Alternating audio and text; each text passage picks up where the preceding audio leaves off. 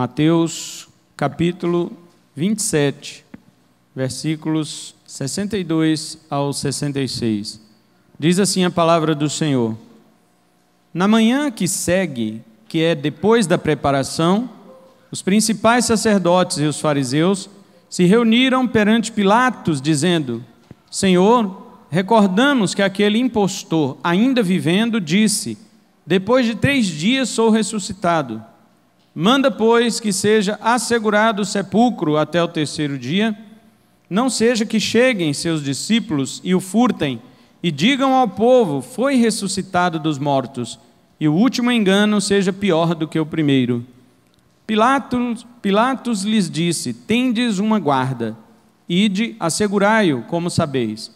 E eles foram e asseguraram o sepulcro, selando a pedra em companhia da guarda. Amém? Os irmãos podem assentar. Hoje nós vamos falar sobre o inútil esforço dos ímpios para sustentar sua incredulidade. Diga comigo: o inútil esforço dos ímpios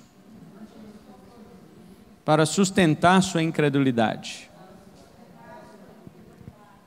Amém. Nós vamos falar sobre isto, sobre a incredulidade e as suas tentativas, a tentativa do incrédulo de manter sua incredulidade. Nós sabemos que a incredulidade é um pecado congênito, ou seja, ela nasce com o ser humano.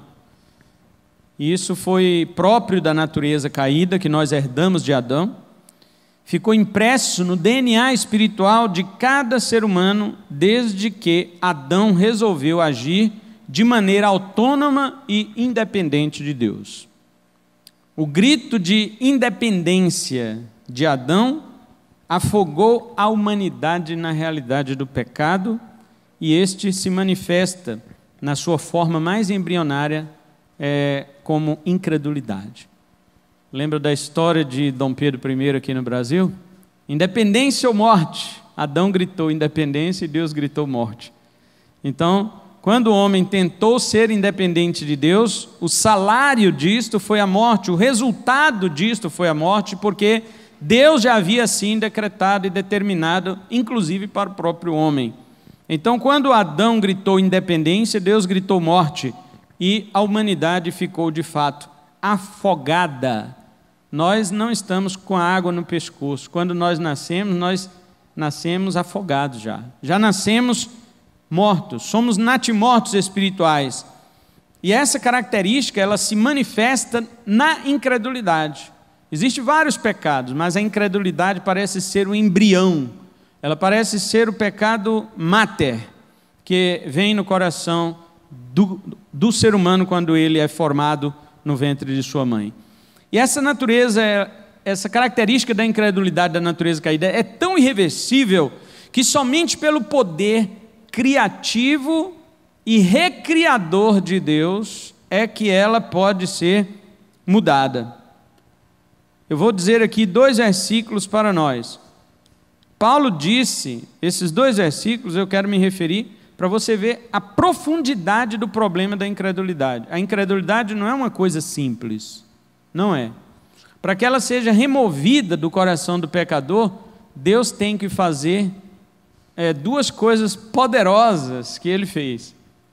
Primeira, eu quero observar aqui em 2 Coríntios, capítulo 4, versículo 6, diz assim: porque o Deus que disse, da treva resplandeça a luz, é o que resplandeceu em nossos corações para a iluminação do conhecimento da glória de Deus na face de Cristo.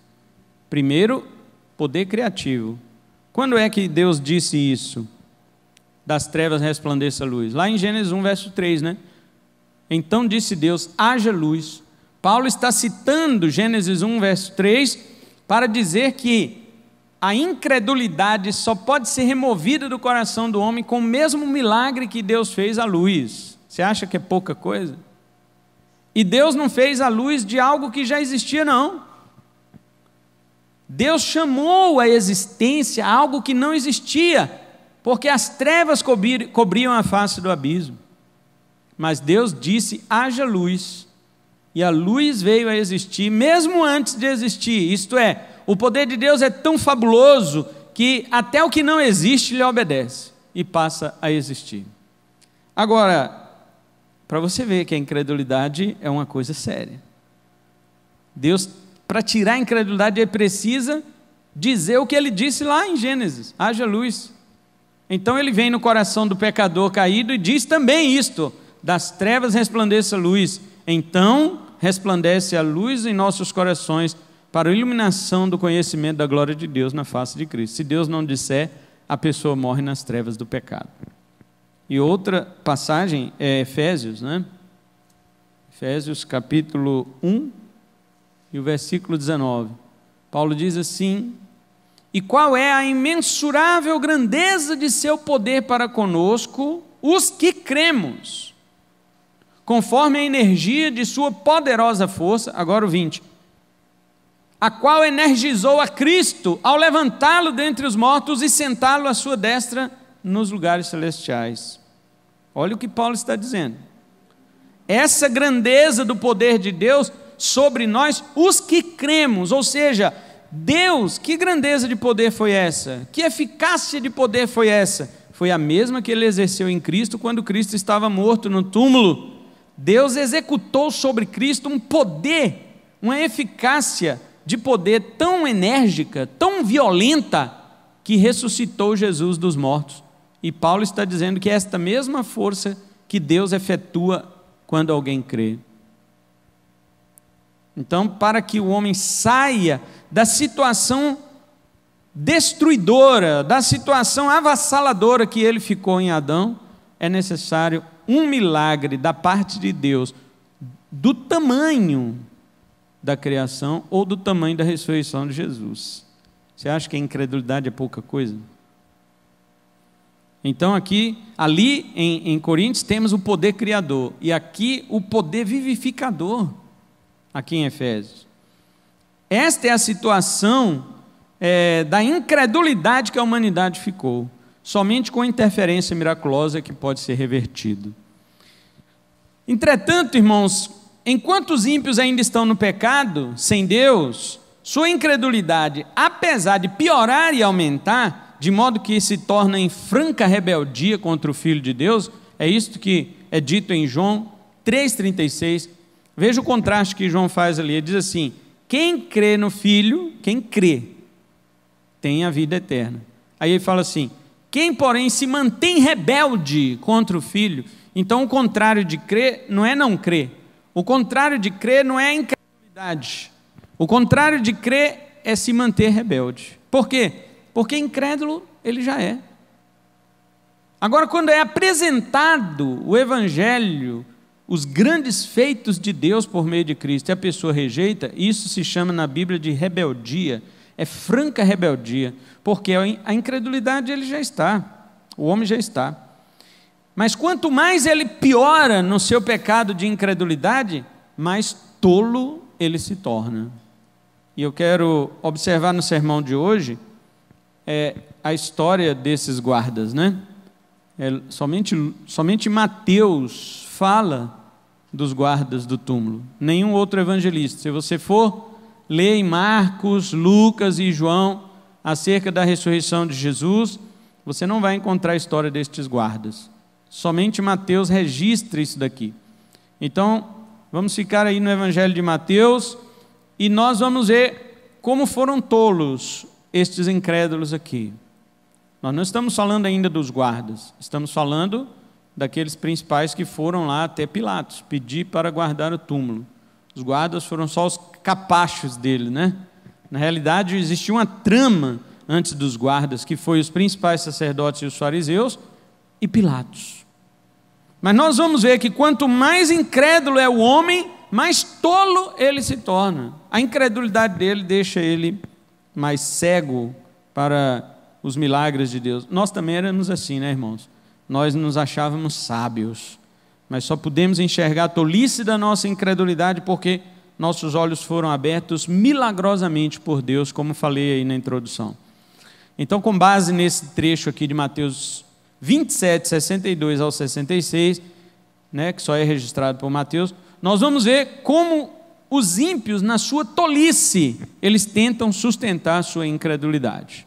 Em primeiro lugar, quando o ímpio quer sustentar a sua incredulidade, primeira coisa, nós vamos aprender com esse texto aqui, tá? Nós não vamos sair dele, vamos ficar nesse texto aqui. Quando eles querem manter sua incredulidade, a primeira coisa que eles fazem é rejeitar Jesus como Senhor e aceitar qualquer outro como Senhor. Veja no versículo 62 e 63, parte A. Leia aí comigo. Diz assim: na manhã que segue, que é depois da preparação, ou seja, a sexta-feira era a preparação, o sábado ninguém podia trabalhar, e então Jesus ressuscitou na manhã de domingo, que aí já não era mais considerado o sábado. Então, os principais sacerdotes e os fariseus reuniram-se perante Pilatos, aí o 63, dizendo: Senhor. Na versão Peshita está escrito que eles disseram a Pilatos assim: Senhor nosso. Né? Olha só. É engraçado como que os incrédulos se juntam quando é para ridicularizar o Evangelho. No verso 62 aqui nós temos duas classes de liderança: os principais sacerdotes e os fariseus. Você sabe que os principais sacerdotes em geral eram saduceus, né? Os principais sacerdotes eram saduceus. E os fariseus eram inimigos teológicos dos saduceus. Em Mateus 22, 23, os saduceus, que eram os principais sacerdotes, eles tentaram armar uma cilada para Jesus, contando a história de uma mulher, os irmãos lembram? Que se casou com um homem, este homem morreu sem deixar filhos, então o irmão deste homem teve que casar com ela para cumprir a lei do levirato, né, que existia na lei de Moisés, para não deixar o seu irmão mais velho sem filhos, sem semente. Então ela se casava com o seu cunhado para que o primeiro filho fosse dedicado ao seu irmão morto. Essa era a lei do levirato, para que o nome do seu irmão mais velho não ficasse esquecido. E aí os saduceus disseram que esta mulher, obviamente devia ser uma hipótese, né? Esse fato, ou essa história não aconteceu. Ela casou com um homem, este homem morreu sem ter filhos com ela, o irmão deste homem casou com ela e morreu sem ter filho com ela. Era uma verdadeira viúva negra, né? E aí ela foi casando com os 7 irmãos do cara. Todos 7 morreram e não deram filhos para ela. E eles perguntaram para Jesus: na ressurreição ela vai ser mulher de quem? Porque ela casou com 7. Olha bem, quem estava fazendo essa pergunta eram saduceus, que eram estes aqui, ó, principais sacerdotes. Saduceu, de acordo com Atos, capítulo 23, versículo 8, não acreditava em ressurreição. Como é que eles estavam fazendo uma pergunta para Jesus de algo que eles não acreditavam? Hein, Senhor, na ressurreição ela vai ser mulher de quem? Jesus deveria dizer, ou poderia dizer, Jesus poderia dizer para eles: espera aí, vocês não acreditam em ressurreição? Eu nem vou responder a esta pergunta. Mas Jesus disse assim: vocês erram por não conhecer as Escrituras e nem o poder de Deus, porque no céu não se casa e nem se dá em casamento, mas são como anjos. Não existe casamento no céu. E outra, Deus não é Deus de mortos, Deus é Deus de vivos. Olha o que Jesus está querendo dizer para os saduceus: vocês não acreditam na ressurreição. E outra, os saduceus só acreditavam na Torá, que é os 5 primeiros livros do Velho Testamento, de Gênesis até Deuteronômio. No restante eles não acreditavam, ou não consideravam como sendo inspirado como a lei. E Jesus usou um texto da lei. Jesus disse para eles o seguinte: quando Deus apareceu para Moisés, em Êxodo 3, ele disse o quê? Eu sou o Deus de quem? Ah, Deus de Abraão, de Isaac e de Jacó. Se ele é Deus de Abraão, Isaac e Jacó, Abraão, Isaac e Jacó, quando Deus apareceu para Moisés, já tinha morrido? Ah, sim, já. Abraão já tinha morrido, Isaac já tinha morrido, Jacó já tinha morrido.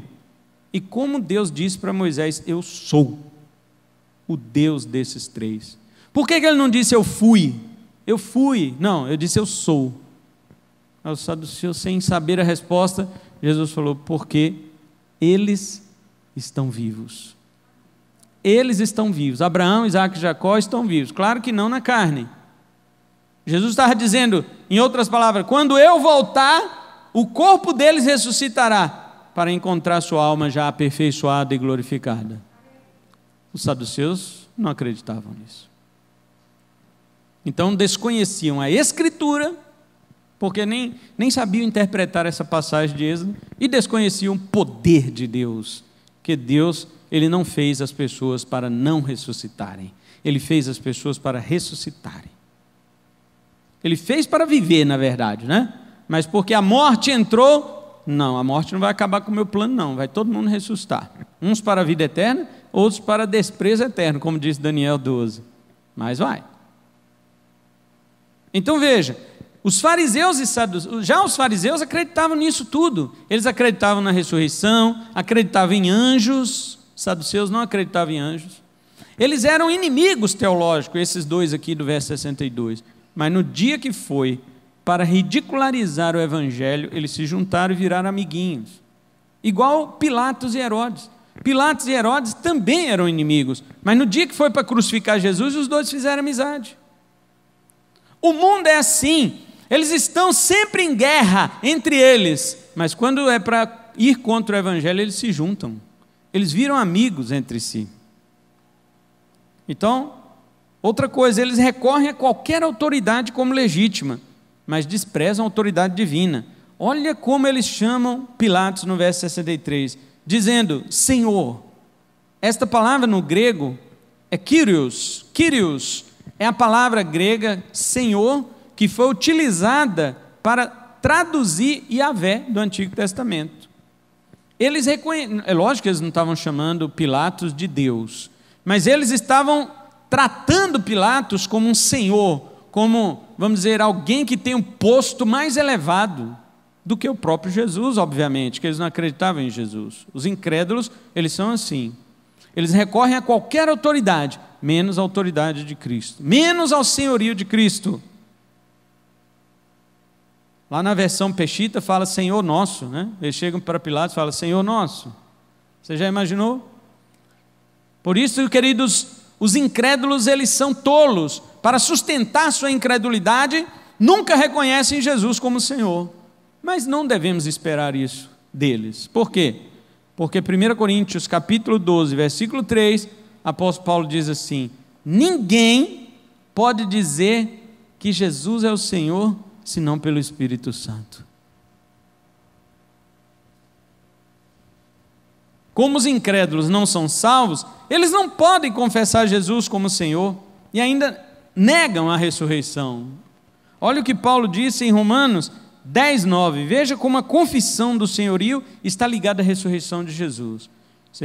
Quero chamar a atenção dos irmãos aqui, que os principais sacerdotes e os fariseus estão preocupados com a ressurreição, não é isso? Eles estão preocupados para Jesus não ressuscitar, ou se for roubado, alguém anunciar que ele ressuscitou. Então eles estão querendo evitar qualquer tipo de emboscada, qualquer tipo de engano, né? É isso que eles querem negar a ressurreição. Agora veja Romanos 10:9. Paulo disse, com a tua boca confessares Jesus como Senhor, e no teu coração creres que Deus o quê? O ressuscitou dentre os mortos, serás salvo. Eis aí o problema dos incrédulos. Jamais eles irão recorrer a Jesus como Senhor, e jamais irão acreditar que Ele ressuscitou. É o problema aqui dos fariseus e dos seus principais sacerdotes. Agora eu pergunto a nós, igreja, como tem sido nossa relação com o senhorio de Cristo? Deixe-me trazer isto agora para nós, nesses dias que estamos vivendo. Os famosos dias da pandemia, os famosos dias do coronavírus, que está agora, né, mais famoso do que a pregação do evangelho aí, porque as pessoas falam mais disso do que de Cristo. Até cristãos trocaram os assuntos hoje. A minha pergunta é, como é a nossa relação com o senhorio de Cristo? As autoridades incrédulas estão tendo maior poder e influência sobre sua vida? Esses decretos estaduais e municipais que são feitos, proibindo os crentes de abrirem igreja, proibindo os crentes de congregar, a igreja está se submetendo servilmente a isto. A igreja está aceitando a autoridade municipal e estadual no lugar do Senhor Jesus. Estão chamando Pilatos de Senhor. Estão como estes incrédulos. Deixe-me rapidamente, porque se eu demorar muito, não dá tempo, né? John MacArthur, que é pastor da igreja Comunidade da Graça nos Estados Unidos, uma mega igreja, e também ele é autor de vários livros, né? É um dos homens hoje, um dos pastores e teólogos mais respeitados do mundo hoje, MacArthur, né? John MacArthur. As autoridades do seu estado foram proibir as igrejas de abrir, e ele disse que não ia fechar a igreja. Ele é muito conhecido, né, no seu estado. Ele: não vou fechar a igreja. Nós não vamos. Eu reuni com o conselho, o presbitério da igreja, e nós decidimos que não vamos fechar. Por quê? Você vai encarar as autoridades? Ele disse: Jesus é o Senhor da igreja, e não César, e não Pilatos. Isto é um homem de coragem, tem mais de 80 anos, é um homem de coragem. Isso deu uma repercussão na Califórnia, que até chegou aos ouvidos do presidente Donald Trump, que colocou à disposição da igreja dele os seus advogados, os advogados do presidente. O corpo jurídico, né, da presidência lá. Particular, não da Advocacia Geral da União, que seria lá, né? Nós temos isso aqui, eles devem ter outro departamento jurídico lá no governo. Só para os irmãos terem uma ideia. Agora aqui você vê o quê? Grandes igrejas fecharam. Pequenas igrejas fecharam. E eu não me refiro nem à placa, eu me refiro aos crentes. Os crentes chamaram o prefeito de Senhor, e não Jesus. Os crentes disseram para Pilatos: tu és Senhor. Disseram a César: tu és Senhor. Agora eu pergunto, se num momento deste, que não é perseguição nem nada, fizeram isto, chamaram César de Senhor, quando chegar a perseguição, você acha que essas pessoas vão aguentar, irmãos? Bastou vir um decreto, fizeram assim com o dedo e todo mundo curvou a cabeça. Realmente, César é Senhor, Pilatos é Senhor. E quando vier o anticristo? Você acha que muitos crentes vão ficar de pé? Eu não estou dizendo que não temos que respeitar as autoridades. A palavra diz isto em Romanos 13, de 1 a 5. Nós nunca podemos negar o poder das autoridades constituídas, porque quem nega isso, diz lá o apóstolo Paulo, nega o próprio Deus. Não é isso.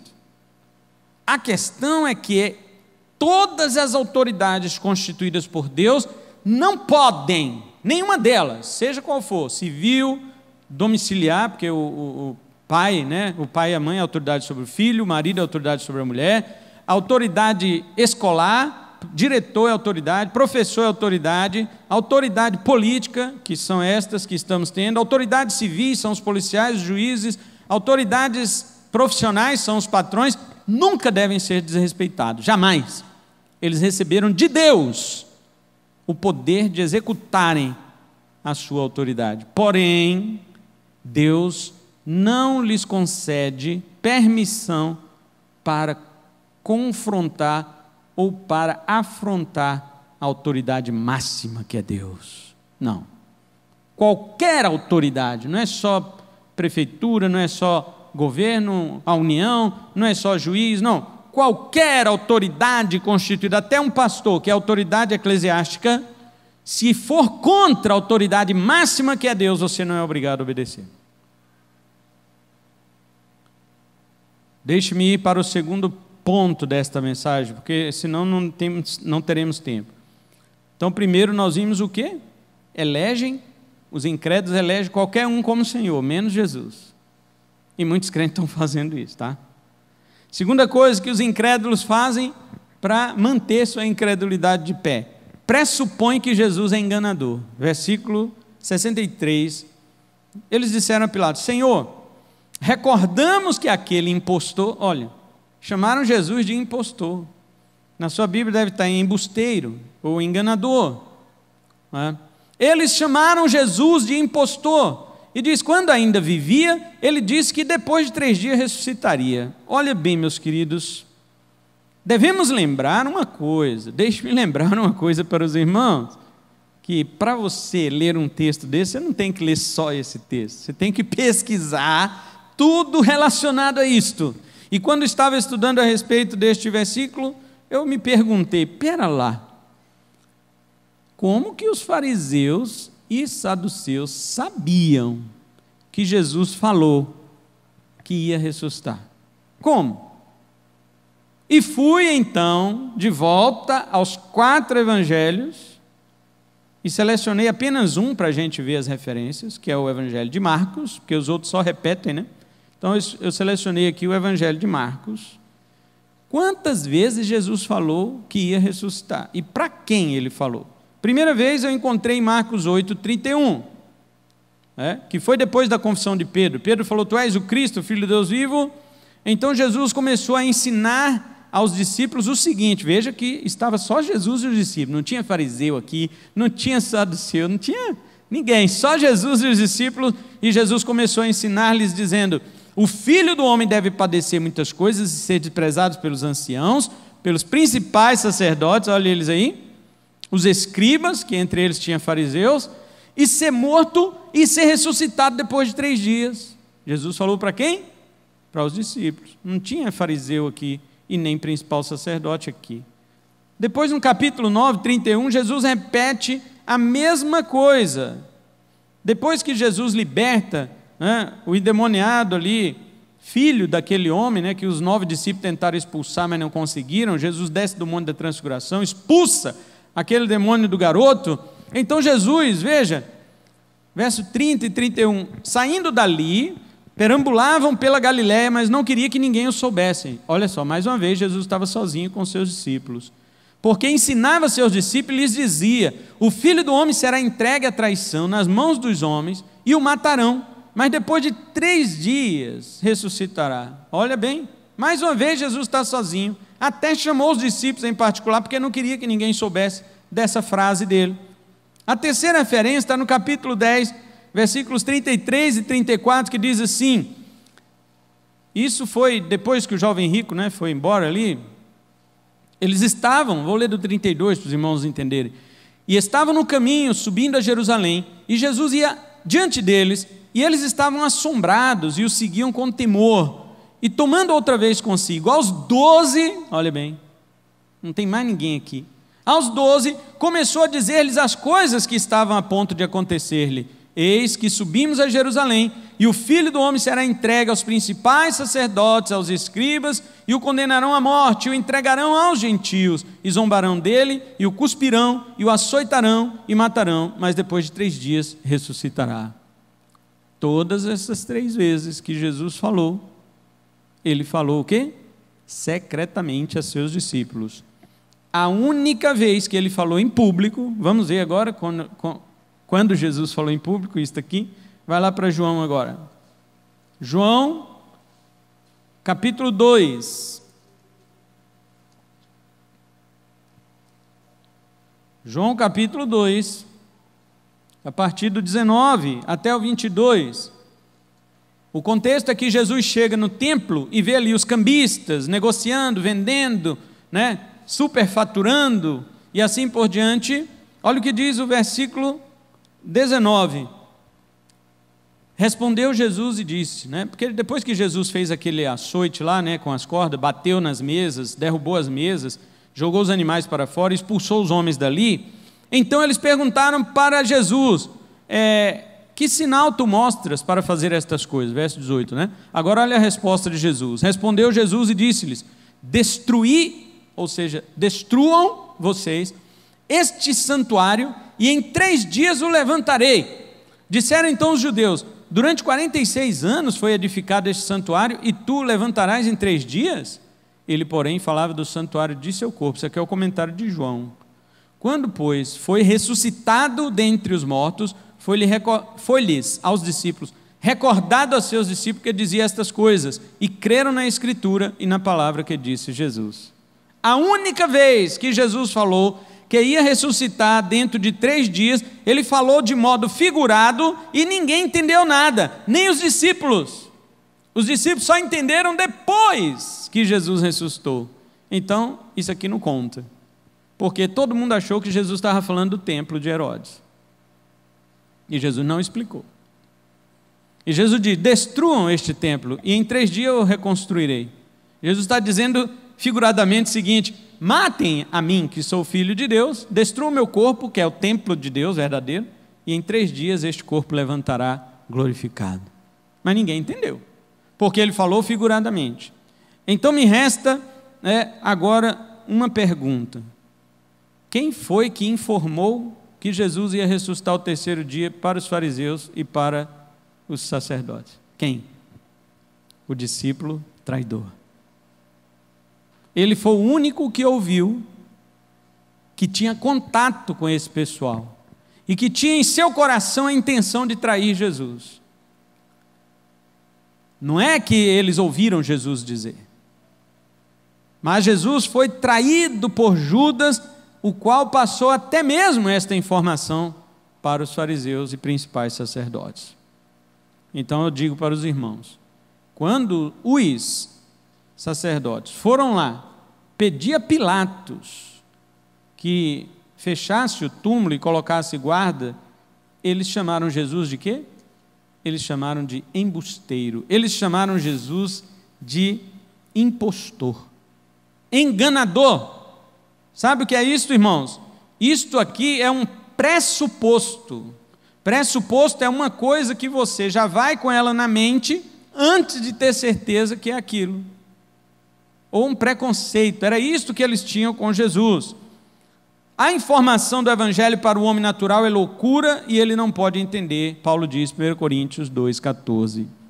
Então tudo que é sobrenatural vai contra a mente limitada dos incrédulos. Mas observe que eles excluem o sobrenatural de antemão. Quando você vai conversar com um incrédulo, você está cheio de milagres para contar, e ele já descartou a existência de milagres. O incrédulo de antemão, ele descarta a existência de milagres. E foi o que esses sacerdotes e fariseus fizeram. Antes de confirmarem a ressurreição de Jesus, já excluíram esta possibilidade e chamaram Jesus de embusteiro, de impostor, de enganador. A partir do pressuposto deles é que eles vão desenvolver os seus raciocínios tolos, que Paulo diz em Romanos 1, 21 e 22. Dizendo-se sábios, tornaram-se loucos e transformaram a imagem de Deus em imagem de quadrúpedes e répteis. Está vendo? Onde que leva a incredulidade do homem? Deixe eu encerrar este tópico perguntando aos irmãos, há muitos cristãos que não acreditam em todas as palavras de Jesus, vamos ser honestos. Tem muitos cristãos que acreditam em algumas coisas que Jesus falou, não em tudo. Não em tudo. Um dos exemplos é, aquele que crê em mim fará as obras que eu faço, e fará maiores ainda, porque eu vou para o meu Pai. Em João 14, versículo 12 está escrito, de certo vos digo, ou em verdade vos digo, o que crê em mim, as obras que eu faço, também ele as fará, e maiores que estas fará, porque eu vou ao Pai. Você acha que todo crente acredita nisso? Então muitos crentes também são como estes fariseus, eles não acreditam em tudo que Jesus fala. Agora, deixa eu dizer uma coisa para você. Você não acreditar em nada do que Jesus fala e você não acreditar também em tudo que Jesus fala é a mesma coisa, tá? Se você fala assim, pastor, não, eu acredito em muita coisa que Jesus falou. Não tudo, mas também não é nada, tá? Não importa. Alguém que não crê em nada do que Jesus falou e alguém que não crê em tudo que Jesus falou é a mesma coisa. Ou você crê em tudo para ser um crente, ou se você duvidar de uma coisa que Jesus falou, você não é crente.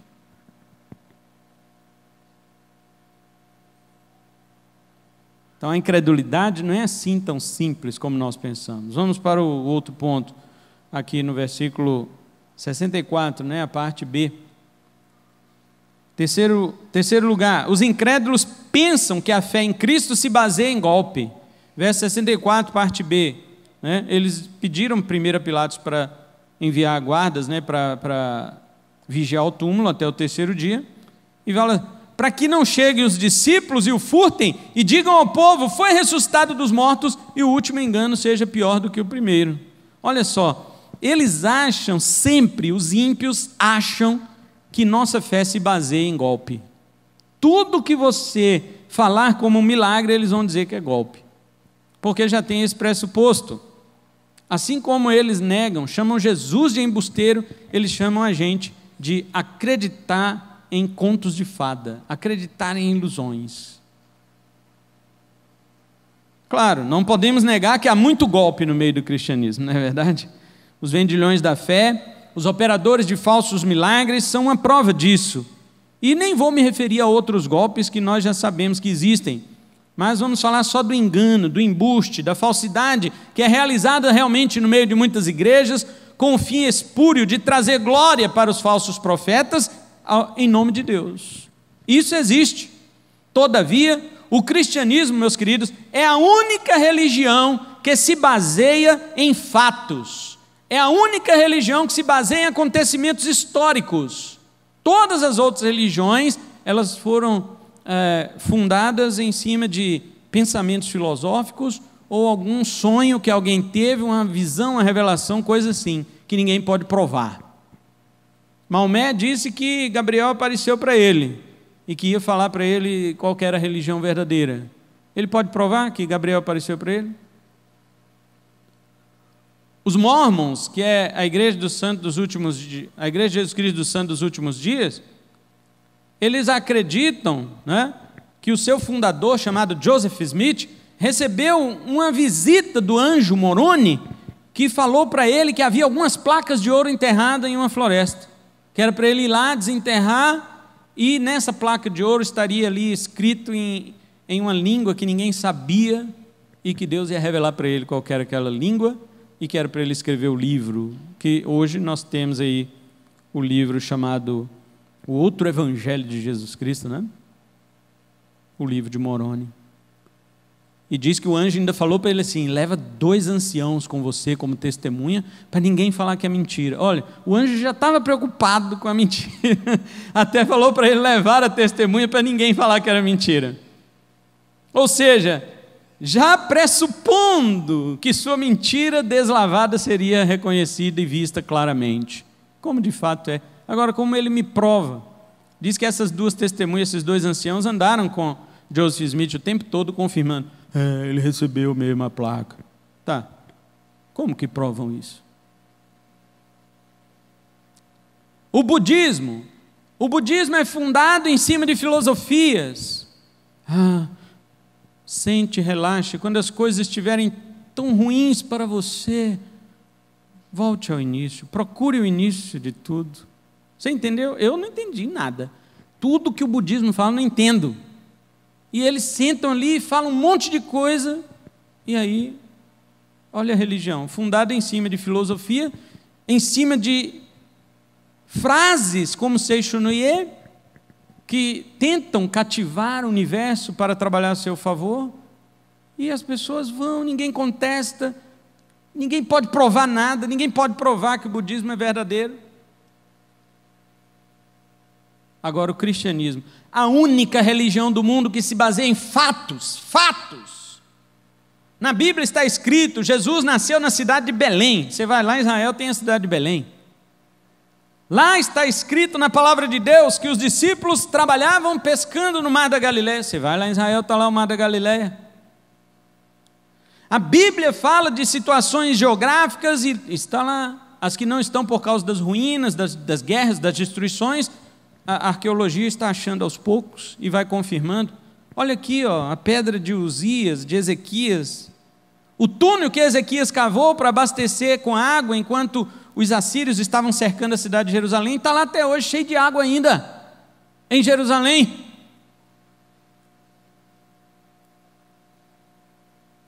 Jesus Cristo, o seu túmulo está lá vazio. Este é o acontecimento histórico. A Bíblia, ou o cristianismo, é a única religião que dá mão à palmatória. Ela diz, olha, o cristianismo diz, olha, eu afirmo as coisas como verdadeiras e elas são. Se não for, pode bater na minha mão. E deixa todo mundo pesquisar. Leia a Bíblia e pesquise a geografia. Leia a Bíblia, pesquise a arqueologia. Leia a Bíblia, pesquise a história. Leia a Bíblia e pesquise tudo que você quiser. Ela sempre se mostra verdadeira. Sempre. A única religião baseada em fatos. Tanto que em 1 Coríntios 15, sabe o que Paulo diz? Se Cristo não ressuscitou, a nossa fé é vã. Porque se alguém provar que Jesus não ressuscitou, ele acaba com o cristianismo, irmãos. A ressurreição de Cristo é o pilar central no qual o cristianismo está de pé. Se alguém provar que Jesus não ressuscitou, o cristianismo cai. Porque nós não vamos ficar aqueles crentes. Vamos supor que alguém prove, lógico que é impossível, porque ele ressuscitou mesmo.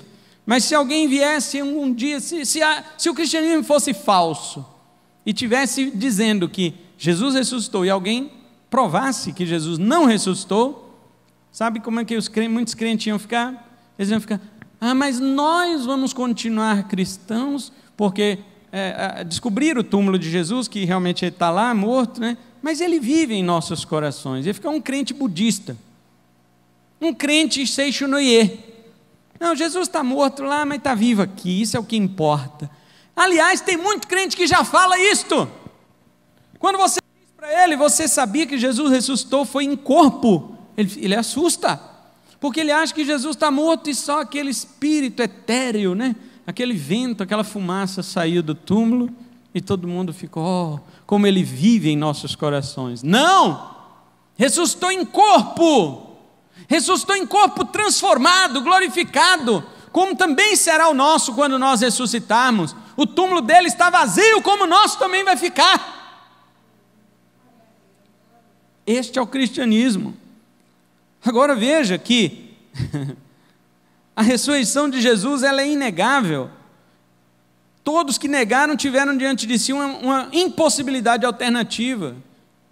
Os primeiros que negaram, veja, a incredulidade é tão inútil de se sustentar, que aquilo que os fariseus previram, foi o que por fim usaram como desculpa para negar a ressurreição. Olha Mateus 28, 11 a 15.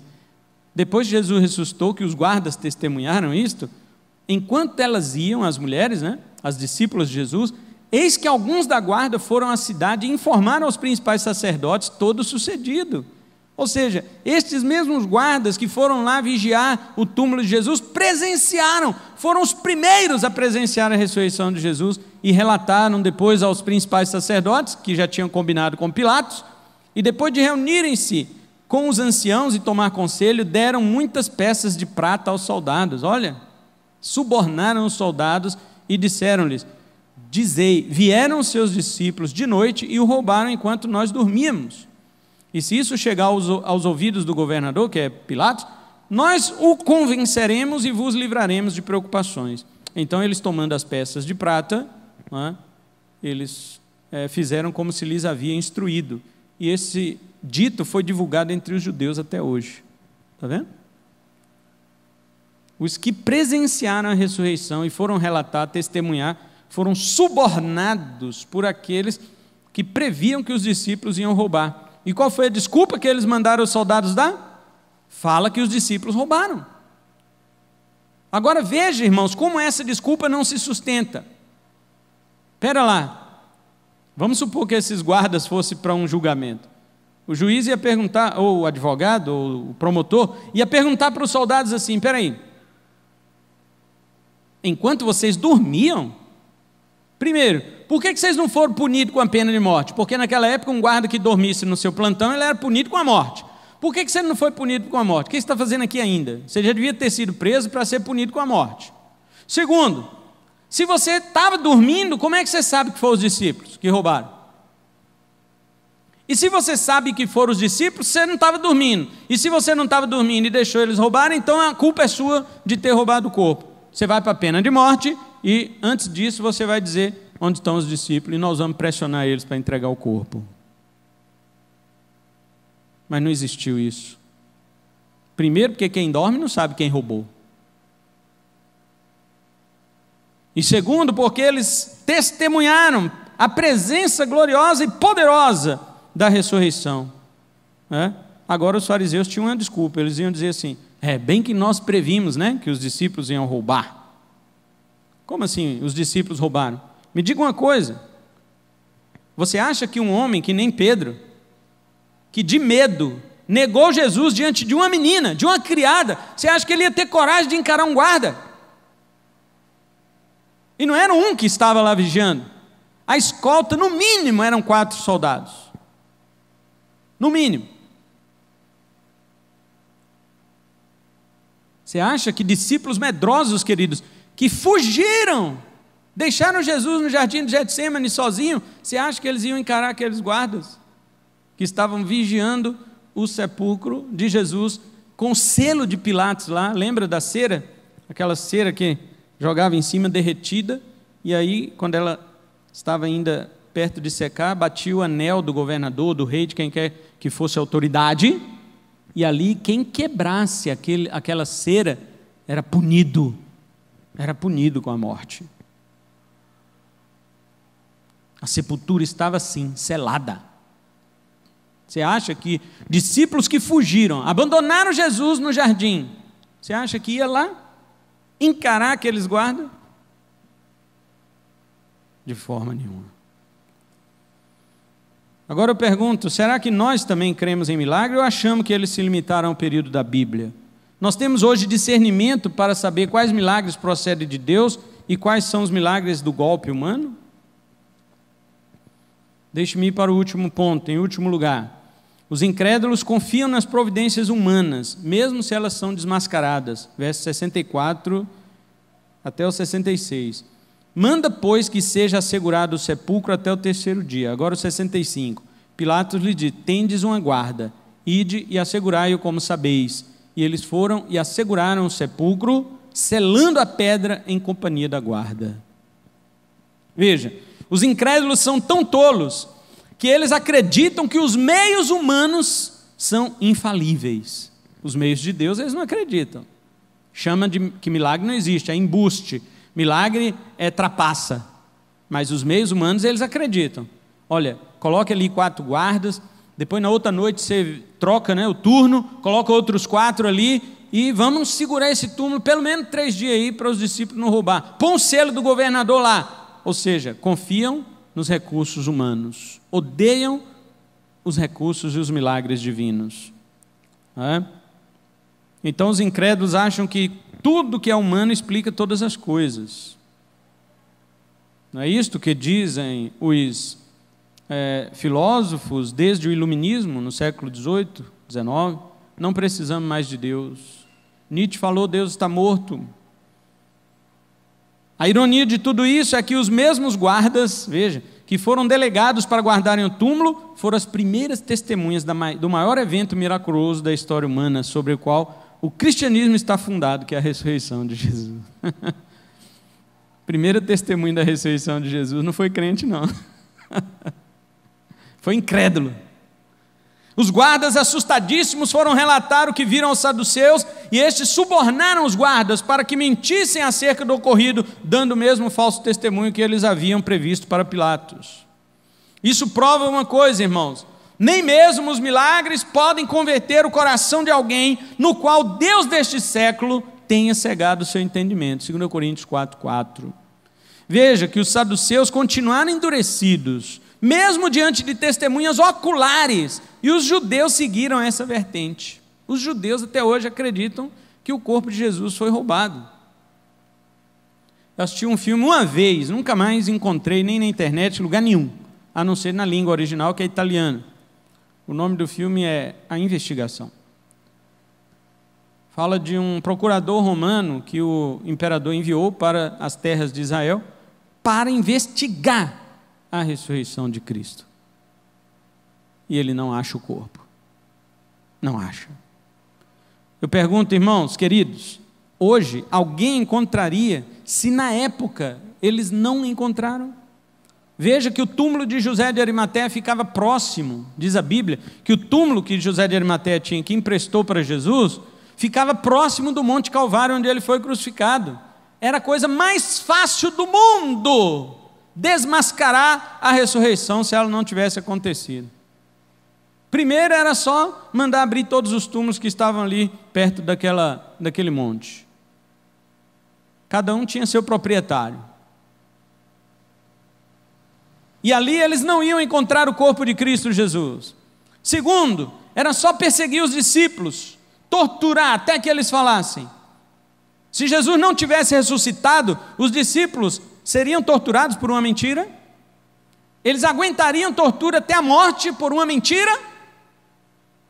Se eles tinham medo antes de Jesus morrer, o que fez estes homens se tornarem corajosos depois, se não a ressurreição?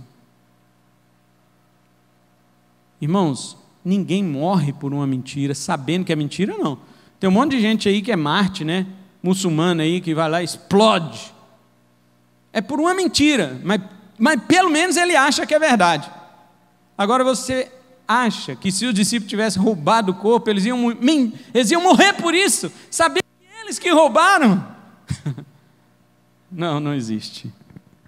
Eles encontraram, ou melhor, o Jesus ressuscitado os encontrou, e foi isso que mudou a vida deles para sempre. Mas este mesmo milagre que mudou a vida dos discípulos nunca mudou nenhum incrédulo. Os fariseus continuaram incrédulos, os saduceus continuaram incrédulos, subornaram os guardas que continuaram incrédulos. O selo de Pilatos não foi suficiente para impedir aquele sobre quem o Pai tinha seu selo. João 6,27, o Pai selou o seu próprio Filho, aleluias. Ele ressuscitou e todas as tentativas de explicar o túmulo vazio se mostraram tolas e ridículas durante a história. Você sabe quais já foram as alternativas? Porque alguém, uma vez conversando com um ateu, eu disse para ele, a ressurreição de Jesus é uma pedra no sapato dos ateus. Ele disse para mim, mas como? Vocês podem provar que Jesus ressuscitou? Porque, segundo eles, o ônus da prova está com quem afirma. E eu disse para ele, claro que podemos dar a prova de que Jesus ressuscitou. O túmulo está vazio. Você quer uma prova mais tranquila do que esta?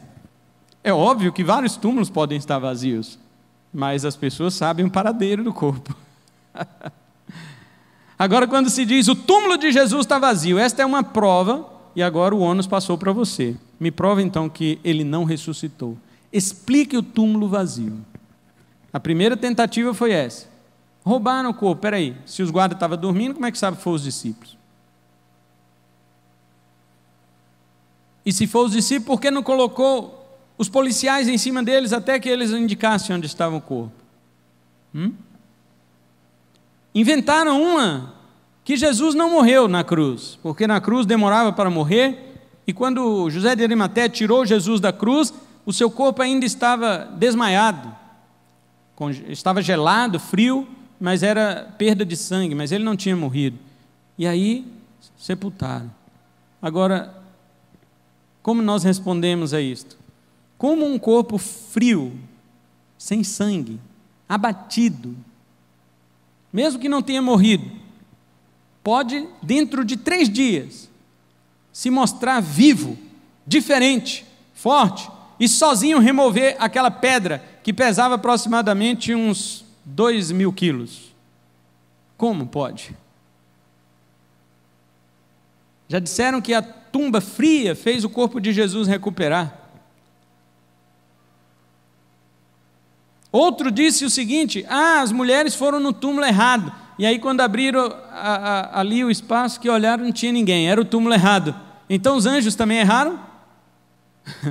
Porque os anjos também foram e ficaram sentados sobre a pedra, até que as mulheres aparecessem.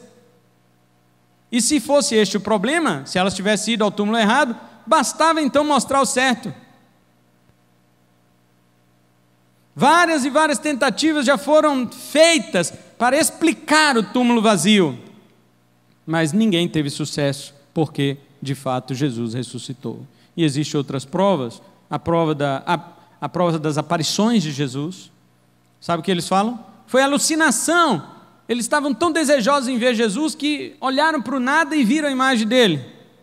Mas você pergunta a médicos neurologistas e psiquiatras se duas pessoas podem ter a mesma alucinação na mesma hora e no mesmo lugar. Eles falam: não, é impossível. Uma pessoa pode ter alucinação.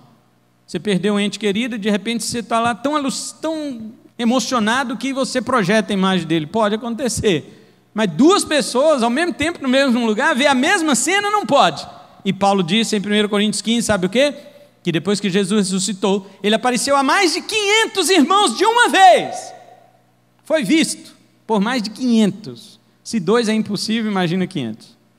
500 pessoas ter a mesma alucinação, não pode. Então o que nós temos aqui é que os ímpios tentam sustentar sua incredulidade, mesmo que não haja motivo racional ou lógico para isto. E a incredulidade é irmã do orgulho, pois os orgulhosos nunca admitirão que vão precisar abrir mão de sua arrogância para confiar em Deus. Eu encerro dizendo que, ainda que essas sejam características dos incrédulos, como nós já vimos, vimos que eles consideram qualquer outro como Senhor, menos Jesus. Eles partem do pressuposto que Jesus é embusteiro, enganador. Eles alegam que os milagres são golpe e os crentes são fanáticos. E finalmente eles se apoiam nas providências, nas explicações humanas, ainda que elas se mostrem refutáveis. Isso é ter sabedoria? Isso é ser sábio? Não, é ser tolo. Pois quando você acredita em um argumento que já foi desfeito, você está sendo tolo. Então, irmãos, mesmo que estas sejam características dos incrédulos, no meio da igreja também temos crentes com suas dificuldades de fé. A confiança dos crentes, muitos deles em Cristo, não é aquela segurança toda. Eles confiam desconfiando. Não podem ser confrontados em sua fé porque se abalam. Não estou falando nem de novos convertidos, porque é natural que eles ainda não tenham certa estrutura. Eu me refiro a crentes antigos. E o problema deles é que não têm uma comunhão com a palavra de Deus, que é a Bíblia, e nem comunhão com Deus da palavra, que é a oração. É por isso. Porque quando você confia na palavra de Deus, as suas dúvidas são jogadas por terra. E quando você tem uma relação de oração com Deus, isso levará a confiar em sua palavra. Então não seja como os incrédulos, irmãos. A palavra de Deus é confiável. Ela suportou todo tipo de averiguação e critério dos incrédulos e permanece de pé até hoje. Ninguém questiona outros livros religiosos, mas a Bíblia é perseguida. E mesmo assim ela se mantém de pé. E para você que me ouve,